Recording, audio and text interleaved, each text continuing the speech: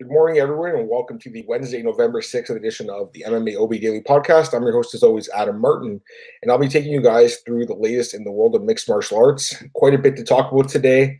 Let's get right into it. Big news last night.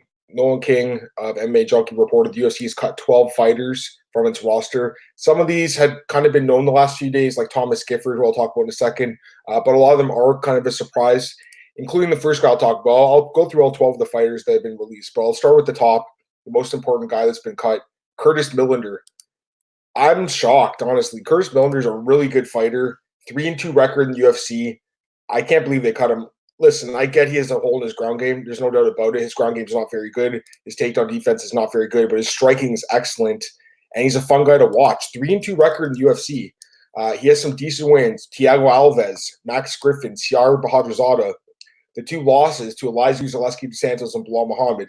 Before those two losses, he had actually racked up a 9-fight win streak. The guy is a very talented fighter. He wasn't able to show everything that he has in the octagon. I think he is a little better than what he showed in some of the fights, but he did have that beautiful knee knockout against Thiago Alves, won a bonus for that. And he had the wins, like I said, over Griffin and Bahadrzada. So I can't believe they cut him. I think he's a really good fighter. You never know what goes on behind the scenes. He could have been tough to deal with the matchmakers. He could have wanted more money. I'm not sure what his contractual situation was like, but usually guys sign 4-fight deals. He just had his fifth fight, so I'm assuming he was on a second contract.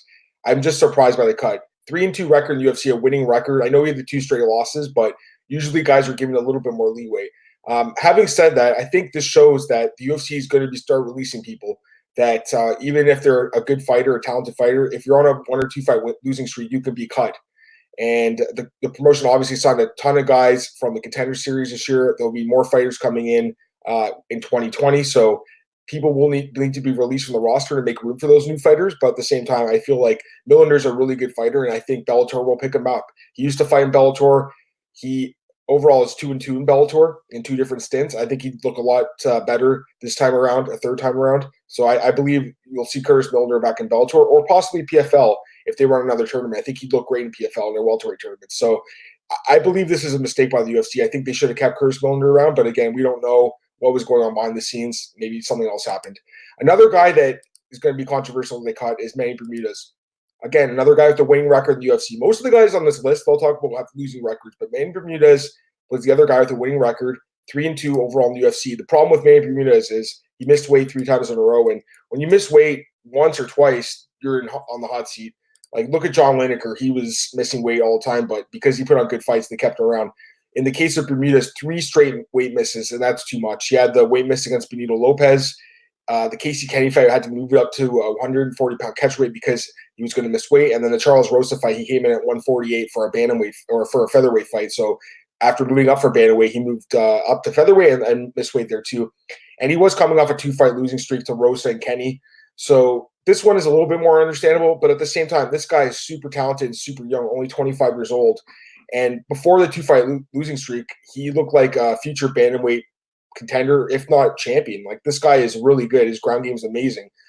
14 wins, 2 losses in career, 11 wins by submission, 1 by knockout. The guy's a finishing machine. His first 3 fights in the UFC were all submission wins. Albert Morales, Davey Grant, Benito Lopez. I get that those are kind of lower ranked guys in that division, but still, this guy is a skilled fighter, and he'd look good in Bellator too. He'd look good in PFL as well. I think that any of those promotions would be lucky to have him. I wouldn't be surprised if he ended up in LFA, to be completely honest. I think now that they're on Fight Pass, that would be a good spot for him because he could get a win or 2 there and then work his way back up to the UFC, work up to their good graces if he makes weight a few times. This is a guy I think will be back in the UFC eventually, but when you miss weight 3 times in a row, I feel like the UFC definitely has a right to cut you. I just think this guy is super talented, and it could end up being a mistake for the UFC because he is a very talented guy. All right, let's go down the rest of the list here. Andre Sukumta, he had a 2-5 record in the UFC. So this guy somehow was able to cling onto a roster spot for a long time. I guess his fights were decently exciting, but we know the story with Andre Sukumta. Very, very low fight IQ. Who can forget that fight with Sean O'Malley? He would have won that fight. That was a good fight. One fight of the night, but that's a fight he should have won against the guy who was injured, and he wasn't able to get the win there. So again, 2-5 record. He did beat Luke Sanders by TKO. He did beat Jonathan Martinez by decision, but the last 2 fights, decision losses to Sue Majari and Montel Jackson, that was enough for the UFC to cut him. Talented guy for sure. He probably goes back to the regional scene, if I had to guess. CES MMA would be a good spot for him back where he used to fight. Somewhere on the east coast of the United States, I think would be a good spot for him. Maybe Bellator. Not sure if they're going to be too interested. His record's not very good, but definitely an exciting guy. And I think eventually he could be back in the UFC, but there's no doubt about it. He's got to get a win. He's lost 3 of his last 4 fights, and overall, just with a 2-5 record, that's not very impressive to the UFC matchmakers. Next up, Henry Briones, 1-4 in the UFC. Another guy that I don't think anyone's surprised when released. To be honest, I was surprised he was still on the roster because he hasn't fought in forever. So Briones, he's 39 years old, one of the oldest guys in that division. He was a bantamweight, obviously. A former Ultimate Fighter, Latin America competitor. He has a lot of experience. He's been around fighting for a long time. His first fight in the UFC, Guido Canetti submitted him in 2014, and then he had a 4-fight losing streak after that.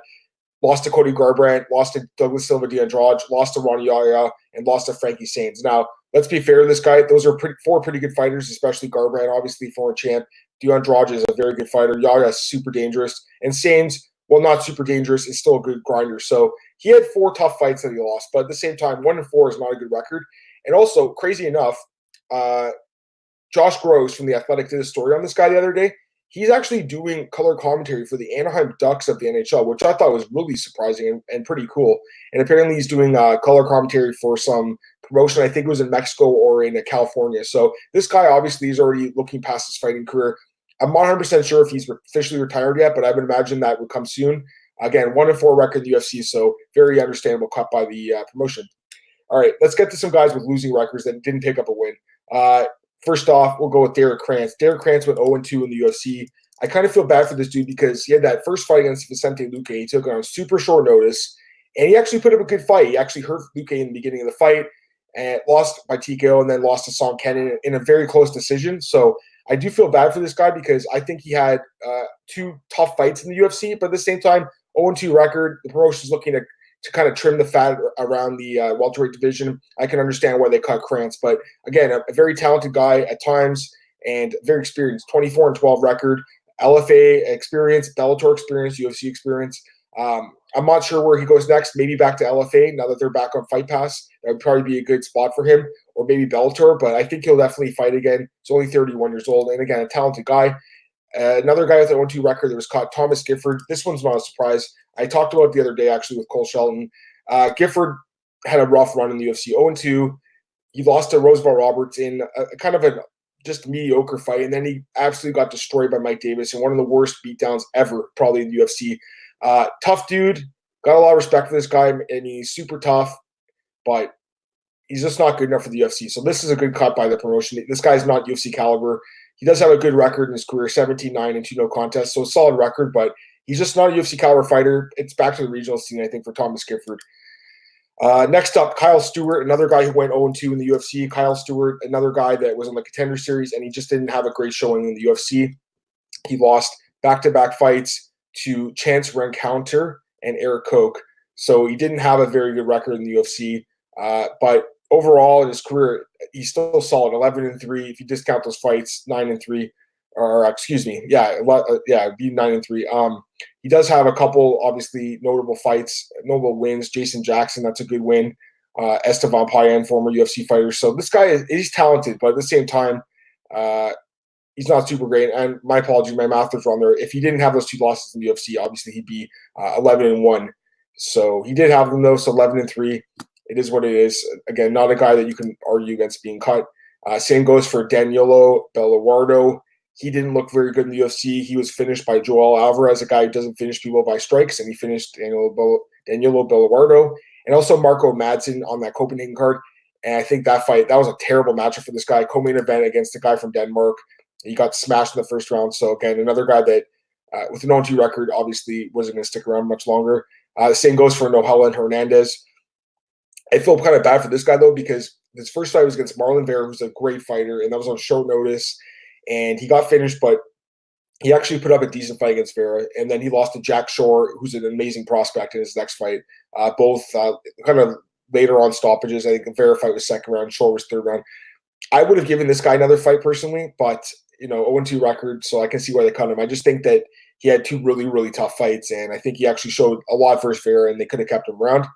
Now you're getting to the bottom end of these guys that are being cut. Yoshinori Hori, 0-1 record in the UFC. So this guy, he had one fight in the UFC. He lost to Hakeem Dawodu by knockout at UFC 240 in the summer, and he got released. I think they could have given this guy another fight. I mean, that fight was actually pretty entertaining. One fight and done against a top prospect in Dawodu. That seems like a rough cut. Maya Stevenson from the Ultimate Fighter 26. She was cut. She only fought once in the UFC. She was finished by Polyana Viana. That fight was almost 2 years ago. She's actually fighting in bare knuckle now. I'm surprised she wasn't cut sooner. I haven't heard her name in a long time. Obviously, had the one fight. So, again, not a surprise this one that she was released. And the last guy is Azamat Murzakanov. He went 0-0 in the UFC, didn't fight. And that's because he failed his USADA drug test before he actually even fought in the UFC. So, again, not a surprise there. Again, I feel like Millender was the guy that is a mistake. And there's a few other guys here like Hori and possibly Bermudez that could end up being mistakes as well. But overall, I think that the one guy is Millender that people are kind of up in arms about right now. The rest of them, I think, are defensible. But Millender with a winning record, never missed weight, lost to two top 15 guys at DeSantos and Muhammad. That's a rough cut to me, and I think they should have kept it around. But I think the UFC's loss will be Bellator's gain. If you guys want to have a comment or something about any of the fighters the UFC cut, throw them in the chat room, and I'll try to answer it during this podcast. All right, let's get to some other news here. According to Yoel Romero, Israel Adesanya has turned down a fight against him. So I'm not sure what's going on here. No one really is too sure. Dana White said he liked the fight. Then he said he didn't like the fight. Adesanya said he liked the fight. Now apparently he's turning it down, according to Romero. Romero wants the fight. Obviously, his team wants the fight. I think the fans would like to see this fight. I get Romero's coming off 2 straight losses, and usually you don't give a title shot to a guy coming off 1 straight loss, let alone 2. We have seen fighters in the past get title shots off 1 straight loss, like Chael Sonnen, a few other fighters, obviously. So it's not Frankie Edgar, maybe another guy, Jose Aldo. There's a few guys for sure, but Romero with the 2 straight losses, yes, he probably should get a win. At the same time, though, razor thin loss to Whitaker and a really entertaining loss to Paulo Costa, who's hurt. They need someone to fight Adesanya. If this fight doesn't happen, I still feel like there's a chance it could happen because I feel like the UFC will eventually get this fight done, but we'll see what happens. I think Cannonier would be a guy, but Adesanya again said that he wants Cannonier to get another win after beating Hermanson. So at this point, I'm not really too sure, but they're going to have to find someone for Adesanya to fight. It won't be Costa. Even though he wants to rush back to the octagon, it's not going to be him. So again, we'll have to wait and see what happens with the UFC and their matchmaking. This Adesanya thing is kind of like the Conor McGregor thing where it feels like every day there's a new name being talked about, but nothing's getting done. Hopefully the McGregor thing happens soon. Even if it's the Cowboy fight, I know a lot of people aren't too excited about that. I think it's a fight that makes sense. Although I think there are more exciting fights like Gaethje. But either way, I feel like the UFC's kind of waiting for the McGregor fight to happen, and then the domino effect will happen where the other guys like Adesanya will start getting their fights booked. So we'll probably hear something about these guys in the next few weeks, I'd imagine. The UFC's schedule for 2019 is running down. They're going to have to start announcing these cards for 2020. We already know the one card, January 18th in Vegas, but that's it. There's all these other cards being announced, fights being announced for them, but we don't know where the cards are. And I'll talk about some of those fights in a few minutes, actually.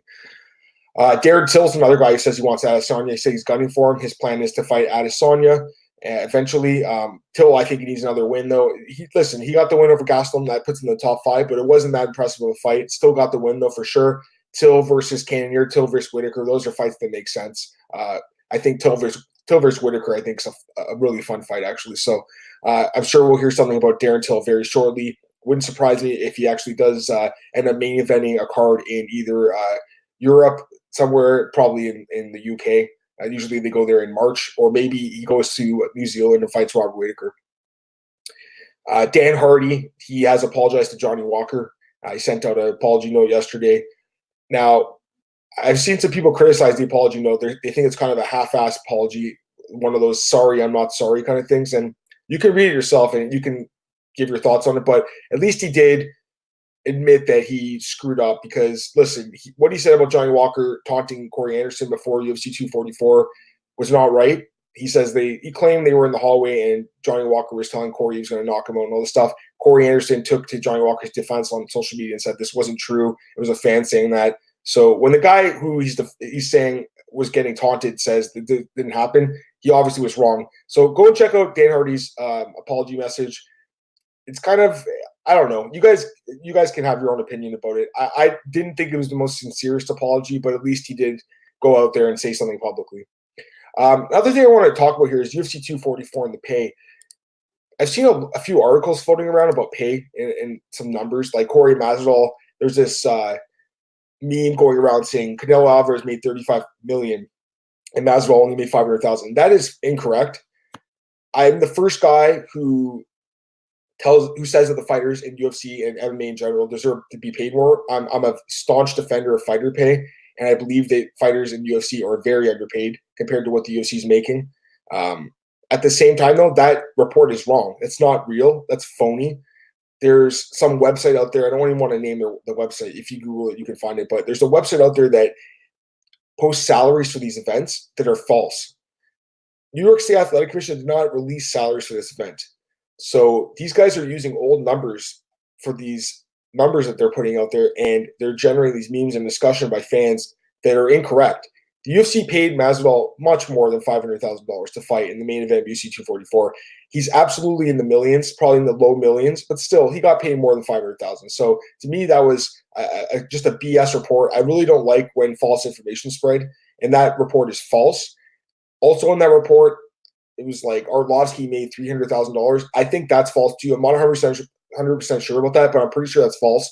I'm not really sure why Arlovsky would be getting paid that much. I know it's really not that much compared to other pro athletes, but at the same time, that one stood out to me as something that's another false one. Basically, these guys are using old numbers and saying, well, these were the numbers like 1 or 2 years ago, so they're probably the same now. Not true, especially in the case of Masvidal, where he's main eventing one of the biggest pay-per-views of all time.